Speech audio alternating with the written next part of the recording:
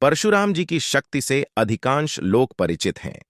जिस तरह उन्होंने शक्तिशाली कार्तवीर्यार्जुन, उनके साथियों और संपूर्ण क्षत्रिय जाति का 21 बार धरती से सफाया कर दिया था, यह कोई छोटी उपलब्धि नहीं थी।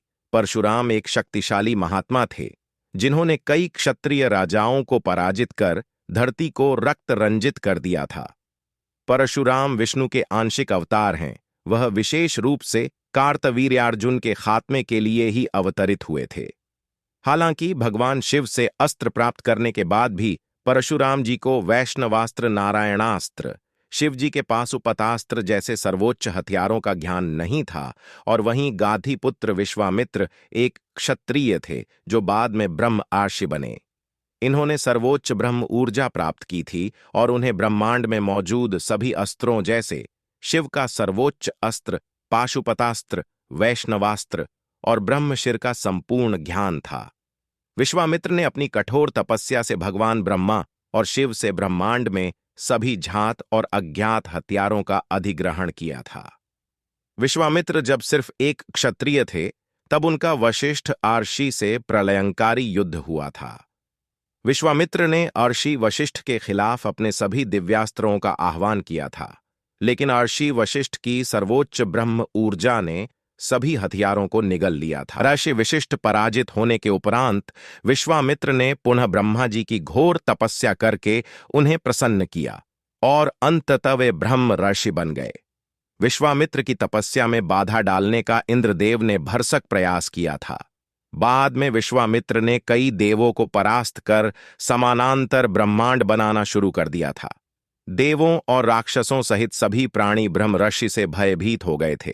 अंततः विश्वामित्र भगवान ब्रह्मा के रोकने पर रुक गए थे। परशुराम जी यद्यपि एक महान योद्धा थे, प्रभु श्री राम के हाथों परास्त हो गए थे। श्री राम ने उन पर वैष्णवास्त्र का उपयोग किया था, जो उन्हें महर्षि विश्वामित्र ने ही दिया था। द्वापर युग में भीष्म के साथ एक विध्वंसकार्य युद्ध के दौरान उन्होंने अपनी पराजय स्वीकार की थी। भीष्म ने उन पर प्रसवापास्त्र चलाया था, जिसका मुकाबला करने में परशुराम जी असमर्थ हो गए थे। यह एक निद्रा और प्रेरणा अस्त्र था। न भीष्म को बसों और उनकी मां गंगा से सहायता मिली थी। पर यह भी सच है कि परशुराम जी उस हथियार का मुकाबला नहीं कर सकते थे और युद्ध पर विराम लगाना पड़ा था।